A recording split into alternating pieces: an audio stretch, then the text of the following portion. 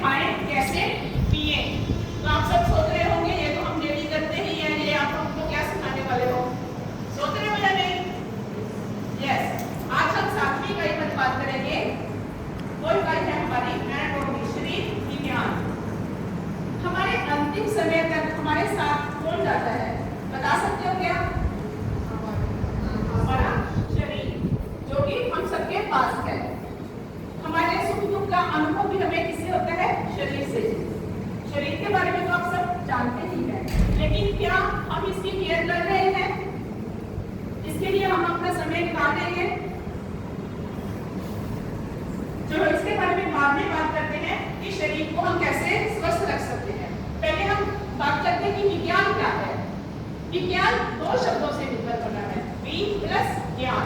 वि यानी विशिष्ट, ज्ञान यानी जानकारी।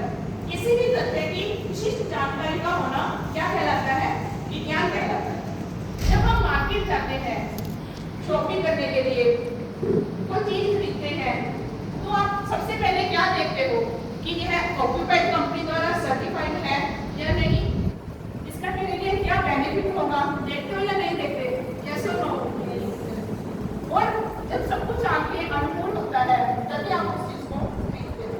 ऐसे ही जब हम किसी नए तथ्य को समझने की कोशिश करते हैं तब हम देखते हैं कि यह विज्ञान द्वारा संबद्ध है या नहीं। अगर मैं आपको बोलूं कि आप चाय छोड़ दो, कोल्ड ड्रिंक पीना छोड़ दो, तो आप छोड़ दोगे क्या? छोड़ दोगे क्या? नहीं छोड़ोगे।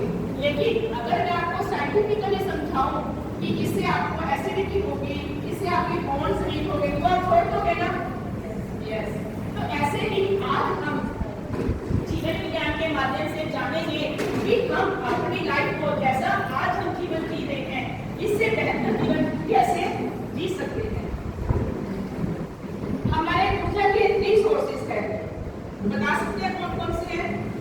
हमें काम करने के लिए कुछ भी कर रहे हैं उसके लिए हमें एनर्जी चाहिए। यह एनर्जी हमें कहाँ से मिलती है, बता सकते हैं? यस, भोजन, पानी और हवा। ठीक है, ये 3 सोर्सेस हैं, ये सबको पता है।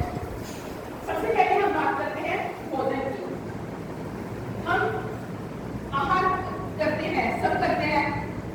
क्या आप बता सकते हैं कि हमें भोजन को कितनी बार खाना चाहिए? क्या बता सकता है कोई? ये सबको पता है कि हमें 32 टाइम्स खाना चाहिए, लेकिन क्यों चबाना चाहिए? Very good, very good.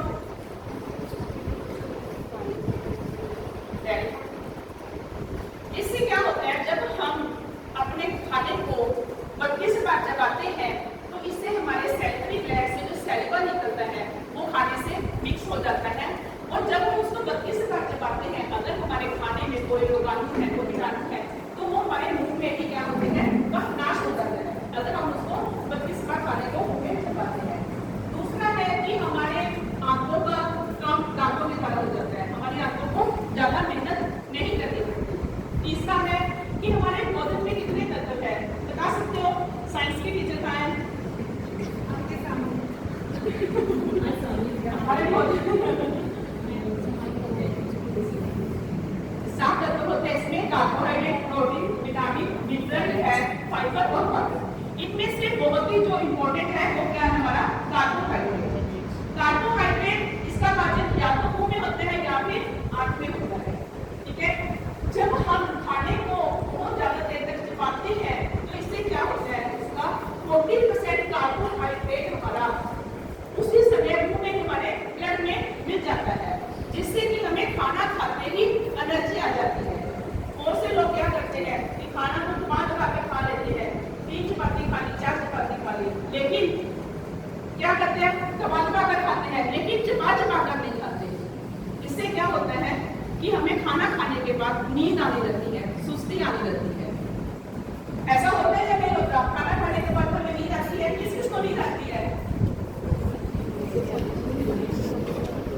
आज जब आप खाना खाओगे तो आज आप ट्राई करना इस चीज को कि आप आज चबा चबा कर खाते देखना कि आपको खाने के बाद नींद आती है या नहीं आती है। तो फिर आप सबका अपना कल एक्सपीरियंस शेयर करना, ठीक है? जिस जिसको भी नींद आती है वो प्लीज आज जाकर इसको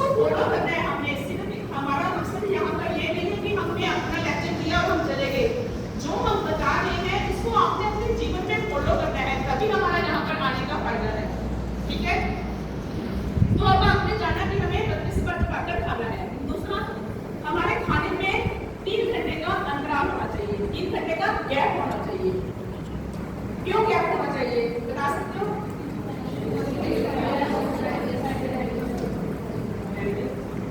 सभी बहुत इंटेलिजेंट है, पता सबको है, लेकिन फॉलो कर रहे हो क्या? ओके, इसको हम एक एग्जांपल से भी बच्चों को समझा सकते हैं। जैसे कि थोड़े दिन पहले ही मुझे क्या हुआ, फीवर हो गया, मेरी मम्मा ने मेरे लिए क्या बनाई, खिचड़ी बनाई। तो पता चला थोड़ी देर बाद कि मेरी फ्रेंड आ रही है मेरे पास मुझे मिलने के लिए। तो मम्मा ने सोचा कि अब दोबारा क्या बनाएंगे, उन्होंने एक पूरी दाल ली और एक पूरी चावल ली, उसी खिचड़ी में उसी गैस पर जो रखी हुई थी उसी में डाल दी। तो थोड़ी देर बाद पता चला कि और गैस डाल रहे हैं। तो उन्होंने क्या किया, एक मुट्ठी दाल की ली, एक मुट्ठी चावल की ली और फिर उसी में डाल दी। दोबारा कौन बनाएगा, ठीक है। अब जब वो पक कर मेरे सामने आई खाने के लिए, तो जो पहले की डाली हुई थी वो क्या हुई, जल चुकी थी। जो दूसरी बार डाली वो पक चुकी थी, लेकिन जो एंड में डाली वो क्या थी, आधी कच्ची थी। तो वो जब मैं खिचड़ी खाऊंगी क्या उसका मुझे वो मेरे लिए गुणकारी होगी नहीं, और उसका मुझे टेस्ट भी नहीं आएगा। ऐसे ही हमारा पेट इतना है कि कितनी जगह है, हम क्या करते हैं, मान लो कि हमने 10 बजे खाना खाया, ब्रेकफास्ट किया, 11 बजे किसी ने घर में बहुत ही स्वादिष्ट कुछ डिश बना दी। तो हम सोचते हैं यार इसको क्या छोड़ना, खा ही लेते हैं। 10 बजे खाया था और वो जो बना था 11 बजे वो भी ले लिया। 12 बजे क्या हुआ, हमारे घर में गैस आ गई। गैस आने से घर में पिज्जा बर्गर ये चीजें आई। तो सोचा यार ये आज आई है, फिर पता नहीं कब आएगी, खा ही लेते हैं। तो हम फिर खा लेते हैं। तो इससे क्या होता है कि हमने जो 10 बजे खाना खाया था वो तो हमारा बायोलॉजिकल क्लॉक के अकॉर्डिंग कितने बजे बाहर निकले, छोटी आंख में जाएगा। अभी मैंने बताया था 1 बजे, ठीक है। तो जब 1 बजे हमारा खाना छोटी आंख में जाएगा तो उस समय हमारे साथ जो हमने 11 बजे खाया था, 12 बजे खाया था वो भी जाएगा, जाएगा या नहीं जाएगा। जो एक अर्ध कच्चा खाना है या अर्ध पका खाना है तो उससे क्या होगा, वो हमारी आंखों में फंसेगा, हमें एसिडिटी होगी। कभी कभी इतनी एसिडिटी ये सब प्रॉब्लम आजकल होने लगती है, इसका कारण यही है। तो हमने 2 बातों को सीखा कि हमें खाना काटकर खाना चाहिए, दूसरा यस। जैसे कि एक बार मैं बताती हूँ, हम कहीं पर घूमने गए, वहां पर क्या हुआ, एक ट्रैफिक जाम हो गया बहुत ज्यादा। तो हमारी गाड़ी में कुछ नहीं था, तो खाने के लिए कुछ नहीं था, वहां पर जाम इतना था कि हमारा 12 घंटे के बाद वो जाम होगा। तो मेरे हस्बैंड ने मुझे पूछा कि कौन से रेस्टोरेंट पर रुके कि आपने खाना खाना है। तो मैंने उनको कोई जवाब नहीं दिया क्योंकि मेरी में एलर्जी नहीं थी। 12 घंटे हो गए कि हमको बैठे हुए वेट करते करते। तो आपको पता ही है कि हमें कितना गुस्सा आता है जब वेट कर रहे होते हैं, सबको पता है ना। 12 घंटे हमें रोड पर खड़े होना पड़ता है, वो भी कार में, और हमारे पास खाने के लिए भी कुछ ना हो। तो मैंने कहा, मैं कुछ नहीं बोली, मैंने इशारे से कह दिया कि कहीं पर भी रोक दो। तो जैसे ही जाम खुला उन्होंने उन्होंने सोचा कि इसमें एलर्जी नहीं है, उन्होंने किसी ढाबे पर ही रोक दिया मुझे कि चलो अब टाइम मिलेगा। जैसे ही हम रुके, मैंने एक ही चपाती खाई थी। तो मेरे हस्बैंड मुझे पूछते हैं कि खाना कैसा है, तो मैं इतनी एलर्जी के साथ बोली कि खाना तो बहुत टेस्टी है। मेरे हस्बैंड कहते हैं कि जो खाना 3 घंटे के बाद हमारे छोटी आंख में जाने वाला है, वो आंख में एक चपाती अंदर जाते ही एलर्जी कैसे आ गई। तो इसका रीजन ये भी है। मैं आपको एग्जांपल्स के साथ इसलिए समझा रही हूँ ताकि आप उसको फॉलो कर सकें। सिर्फ समझाने का या बताने का मकसद नहीं है मेरा मकसद है कि आप जो मैं बता रही हूँ उसको फॉलो करो। तो जैसे ग्लूकोज डालने पर हमारे में एनर्जी आ जाती है ना, ऐसे ही खाना खाने से भी हमारे में एनर्जी आ जाती है। अब सेकंड सोर्स कौन सा बताया था मैंने, पानी कैसे पिए। भगवान महावीर ने 2600 साल पहले कहा था कि पानी पक्का होना चाहिए, थोड़ा कच्चा। अब ये पक्का पानी और कच्चा पानी क्या होता है, क्या बता सकते हैं?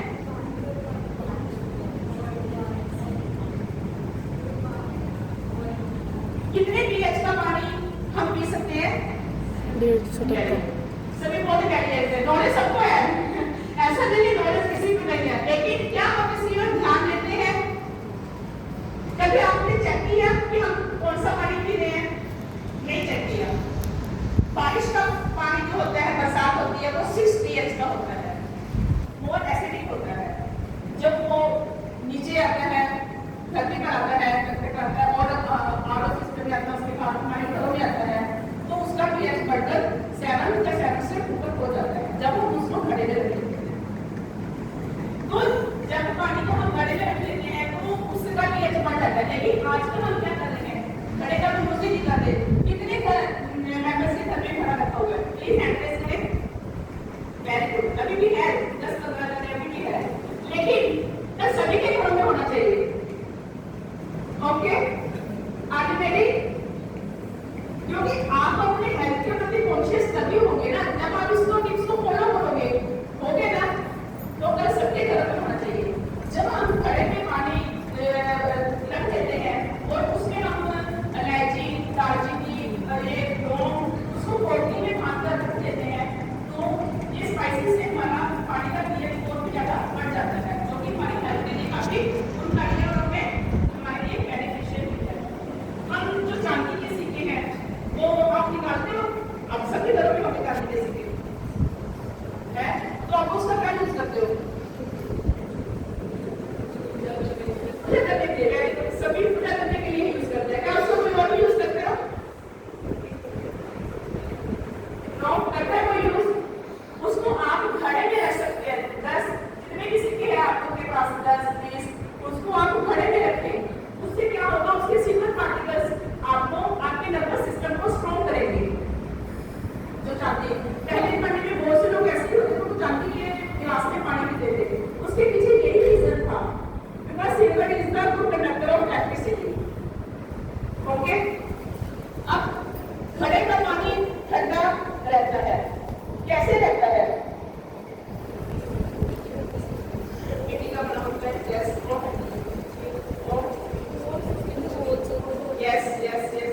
नॉलेज सबको है, वेरी गुड। और ओके, घड़े का पानी इसको पहले एक एग्जांपल से समझते हैं कि कैसे। हमारे घर में एसी आया 2 टन का। जब एसी आया तो मेरे बच्चे मेरे से पूछते हैं कि मम्मा एसी कितने टन का है, तो मैंने कहा 2 टन का है। तो आजकल बच्चे आपको पता ही है, एक्सपेरिमेंट करते हैं कि मम्मा सही कह रहे हैं नहीं कह रहे हैं। उन्होंने क्या किया, एसी को उठाया और वेइंग मशीन पर रख दिया देखने के लिए कि क्या सच में 2 टन का है, तो नहीं देख अपना चेक करने के लिए कि हम क्या इसको खा सकते हैं या नहीं। उन्होंने वेइंग मशीन पर रख दिया। जब उसको वेइंग मशीन पर रखा तो उन्होंने देखा ये तो 20 किलो का है। वो भागते भागते मैं किचन में काम कर रही थी, मेरे पास आए कि मम्मा आप तो झूठ बोल रहे हो, आपने कहा था ये एसी तो 2 टन का है, लेकिन ये तो सारा 20 किलो का है, ये भी खा लिया। चलो मम्मा इसका कंप्रेसर है तो वो 2 टन का है। तो बच्चों को फिर भी ऐसे हुआ, चलो हम कंप्रेसर को देख लेते हैं। उन्होंने कंप्रेसर को उठाया और वेइंग मशीन पर रख दिया। फिर मेरे पास भागते भागते मम्मा आप तो अपनी झूठ बोल रहे हो, ये तो कंप्रेसर भी 2 टन का नहीं है। तो फिर मैंने बच्चों को बताया कि जो है एसी जब हम ऑन करते हैं इसके अंदर जो पिस्टन लगा होता है वो इस तरह से प्रहार करता है जैसे कि 2 टन का परिमाण हो रहा हो। जैसे कि हमारी बॉडी का टेम्परेचर 98.4 डिग्री सेल्सियस होता है। हम मुंह से हवा बाहर निकाल के देखो कैसी हवा आ रही है, गर्म आ रही है ना। लेकिन अगर हम इसी हवा को कंप्रेस करके बाहर निकालते हैं तो कैसी हो जाएगी ये हवा, ठंडी हो जाएगी ना। आप देख रहे हो कंप्रेस करके देखो ठंडी होगी ना, कंप्रेस करके तो हवा क्या हो गई, ठंडी। यही काम हमारी ठंडी किया जाता है। जब बाहर से हमारी ठंडी में क्या होता है, छोटे-छोटे पोर्स होते हैं, बाहर से जब हवा जाती है तो पानी को अंदर से ठंडा कर देती है, लेकिन भीतर का पानी उससे बाहर नहीं आ पाता, इसलिए घड़े का पानी हमेशा ठंडा रहता है। ओके, अब हम थर्ड सोर्स के बारे में बात करते हैं। क्या बता सकते हैं कि थर्ड सोर्स कौन सा था? हम आहार सब जानते हैं कि कैसे लेते हैं, किसके माध्यम से लेते हैं, मुंह के माध्यम से। क्या और भी कोई है जिससे हमारा आहार निकल जाता है? बता सकते हैं? वो तो ठीक है, और नाक के माध्यम से और